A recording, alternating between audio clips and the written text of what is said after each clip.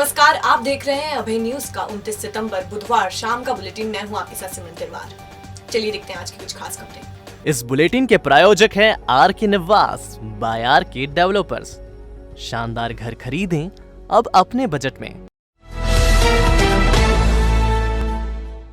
Agar road पर सिंहस्थ क्षेत्र में मंगल नगर के नाम से कॉलोनी काटने वाले कॉलोनाइजर गोवर्धन का आशियाना प्रशासन ने बुधवार को उजाड़ दिया। खिलचीपुर नाके पर बने उसके 3 मंजिला मकान को 2 घंटे के अल्टीमेटम पर नगर निगम की टीम ने जमींदोज कर दिया। दरअसल कलेक्टर आशीष सिंह ने 2016 के बाद सिंहस्थ क्षेत्र में कॉलोनी काटने वाले और मकान बनाने वालों का निर्माण तोड़ने के आदेश दिए हैं। नगर निगम ने उसी अनुसार सूची बनाई है। इसी कड़ी में तुड़ाई का काम चालू किया है।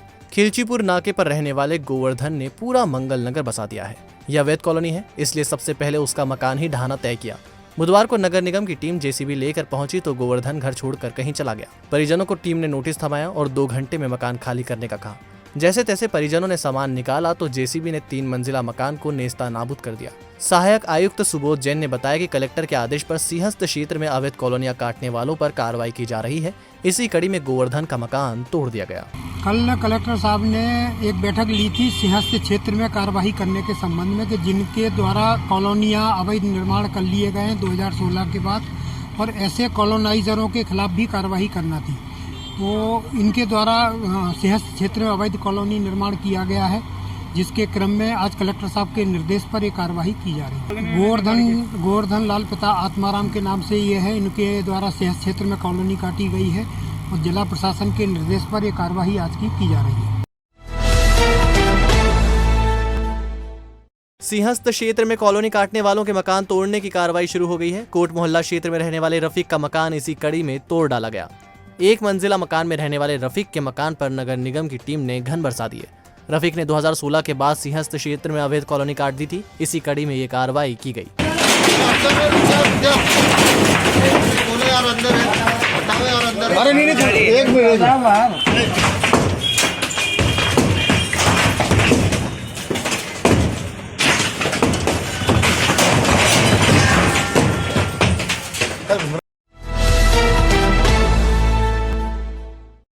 बड़नगर तहसील के धुरेरी में 1 साल तक नहीं पहुंचे कृषि विस्तार अधिकारी आरडीएल चौधरी को कलेक्टर ने मौके पर बुलाकर सस्पेंड कर दिया। फिर से नौकरी पर बहाल करने के लिए कलेक्टर ने चौधरी के सामने शर्त रख दी कि 1 महीने तक गांव में ही रहकर ग्रामीणों की समस्या का निराकरण करने और ग्रामीणों के संतुष्ट होने पर ही बहाली की जाएगी। दरअसल कलेक्टर गाँव में चौपाल लगाने पहुंचे थे। इसी में उन्होंने किसानों से पूछा कि कृषि संबंधी सलाह के लिए वह किसके पास जाते हैं, सरकारी योजनाओं की जानकारी उन्हें मिलती है या नहीं। किसानों ने कलेक्टर आशीष सिंह को बताया कि 1 साल से उन्होंने कृषि विस्तार अधिकारी को गांव में देखा तक नहीं है। ना तो वह दौरा करते हैं और ना वह किसी से मिलते हैं। कलेक्टर ने कृषि विस्तार अधिकारी आरडीएल चौधरी से जब जवाब मांगा तो वह बहानेबाजी करने लगे। ऐसे में कलेक्टर ने उन्हें तत्काल सस्पेंड करने और निलंबन कैंसिल कराने के लिए शर्त रख दी। कलेक्टर ने चौधरी से कहा कि यदि 1 महीने में ग्रामीण संतुष्ट नहीं हुए तो बर्खास्तगी की कार्रवाई की जाएगी। कलेक्टर ने कृषि एवं उद्यानिकी विभाग के उप संचालकों को निर्देशित किया है कि वे अपने अधीनस्थ अधिकारियों के लिए प्रति महीने ग्रामीण क्षेत्र में दौरे का चार्ट जारी करें। इसके बाद भी अगर ये दौरे पर नहीं जाएं तो संबंधित पर कड़ी कार्रवाई की जाए। खाद्य विभाग और पुलिस की टीम ने दानी गेट पर नकली की आशंका में 1 क्विंटल हींग जब्त की है। ये हींग तरल रूप में है। संचालक का दावा है कि हींग असली है। दरअसल खाद्य विभाग की टीम ने भावसार के नमकीन पर दबिश दी थी। यहाँ टीम को तरल तौर पर यह हींग मिली। संचालक सुनील भावसार का कहना है कि वह इंदौर से तरल रूप में हींग लाते हैं और बाकी की प्रोसेस यहाँ करके हींग को ठोस में बदलते हैं। फिर भी खाद्य विभाग के अधिकारियों ने हींग के सैंपल लिए हैं। इन्हें जाँच के लिए राज्य प्रयोगशाला भेजा जा रहा है। वहाँ से रिपोर्ट आने के बाद आगे की कार्रवाई की जाएगी। फिलहाल हींग जब्त कर ली है।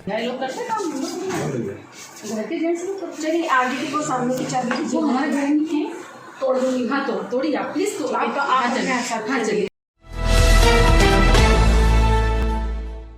सुप्रीम कोर्ट के आदेश पर महाकालेश्वर मंदिर के स्ट्रक्चर की जांच करने बुधवार को आर्कियोलॉजिकल सर्वे ऑफ इंडिया यानी ASI एवं जियोग्राफिकल सर्वे ऑफ इंडिया यानी GSI की टीम उज्जैन पहुंची। करीब 3 घंटे तक टीम के सदस्यों ने मंदिर के स्ट्रक्चर का मुआयना किया। वह निचली मंजिल से लेकर ऊपरी मंजिलों तक गए और पिलर से लगाकर दीवार तक देखी। दरअसल सुप्रीम कोर्ट ने महाकाल मंदिर के स्ट्रक्चर की देखरेख की जिम्मेदारी ASI और GSI को सौंपी है। दोनों विभागों की टीमें समय समय पर मंदिर के स्ट्रक्चर की जाँच करने आती रही है। इसी कड़ी में बुधवार को दोनों विभागों की संयुक्त टीम मंदिर पहुंची थी। इनमें एएसआई के assistant director Praveen Kumar Mishra, region director science Ramji Nigam, GSI के डायरेक्टर तपन पाल और वीपी गौर आए हैं। मुआयने के बाद टीम को फिलहाल सब कुछ ठीक मिला है। वह अपनी रिपोर्ट जल्दी ही सुप्रीम कोर्ट में सबमिट कर देंगी।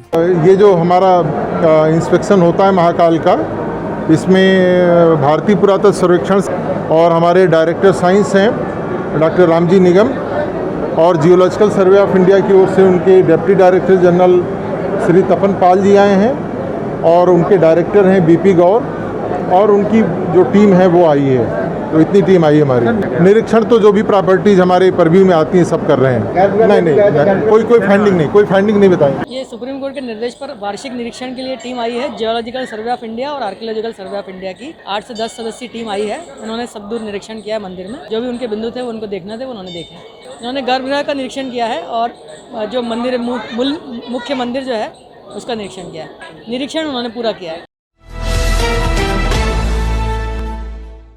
मंडल अभिभाषक संघ ने बुधवार को अपने कार्यकारिणी सदस्य भी चुन लिए। 11 सदस्यीय कार्यकारिणी में 2 महिलाएं भी चुनी गई हैं। कार्यकारिणी सदस्यों के लिए मतगणना सुबह से शुरू हुई और शाम तक चली। शाम करीब 6 बजे परिणाम घोषित किए गए, लेकिन महिला उम्मीदवार अपेक्षा शुक्ला ने रिकाउंटिंग की मांग कर दी। उनकी आपत्ति के बाद रिकाउंटिंग शुरू हुई। ये है कार्यकारिणी के 11 सदस्य।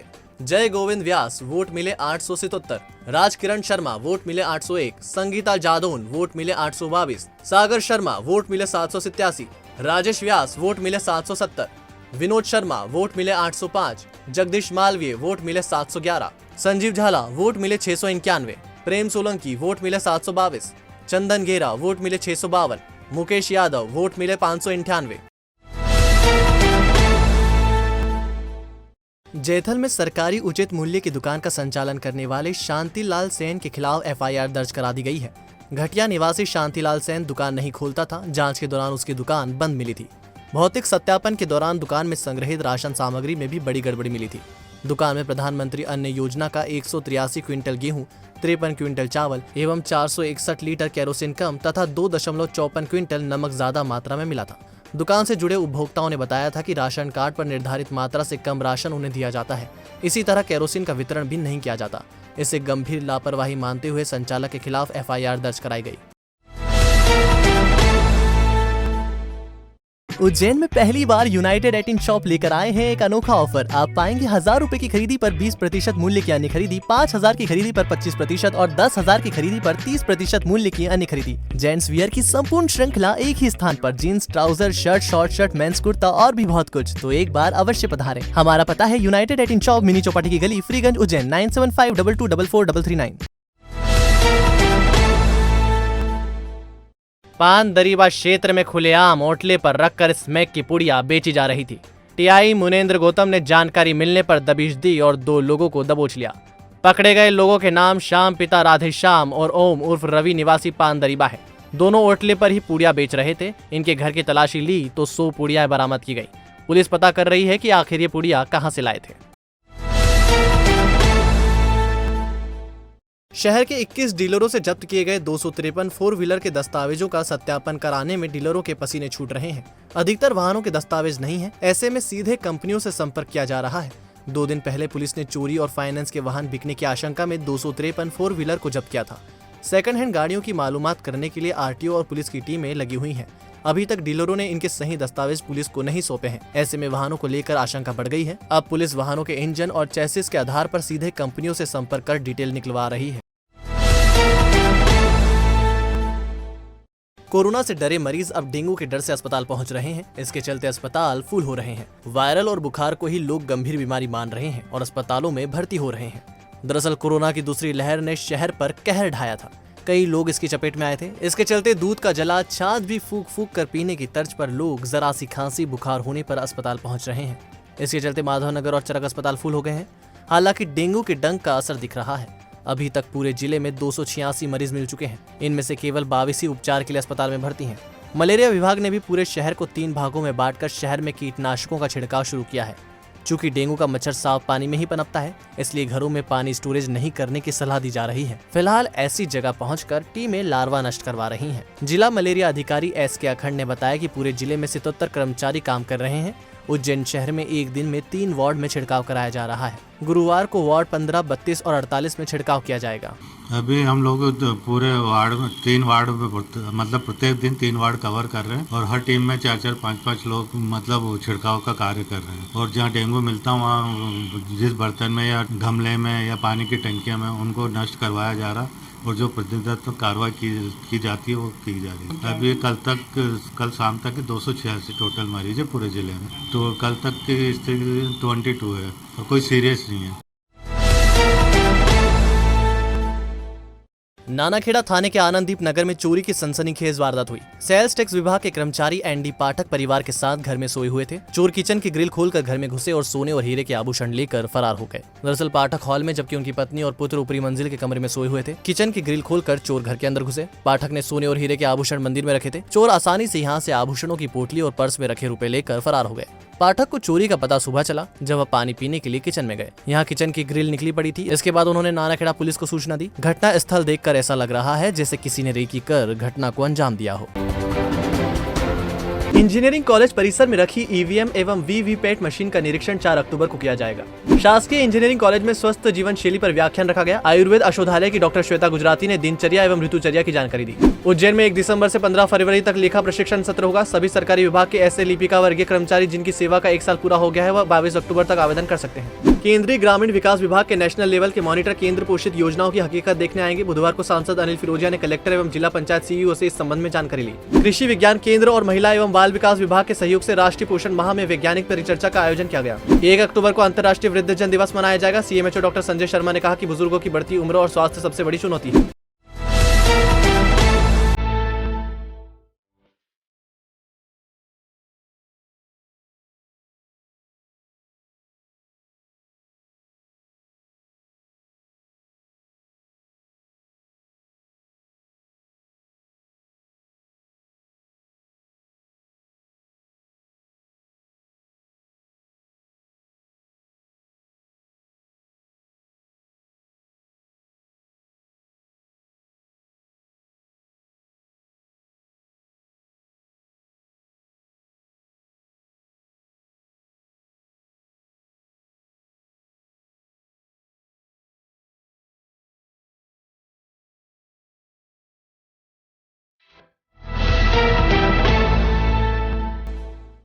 तो आपने देखा अभय न्यूज का आज का बुलेटिन। अगर खबरों को लेकर आपके पास कोई फीडबैक है तो हमारे कमेंट सेक्शन में या फिर इनबॉक्स में जरूर बताइएगा। कल फिर मिलेंगे इसी समय। नमस्कार।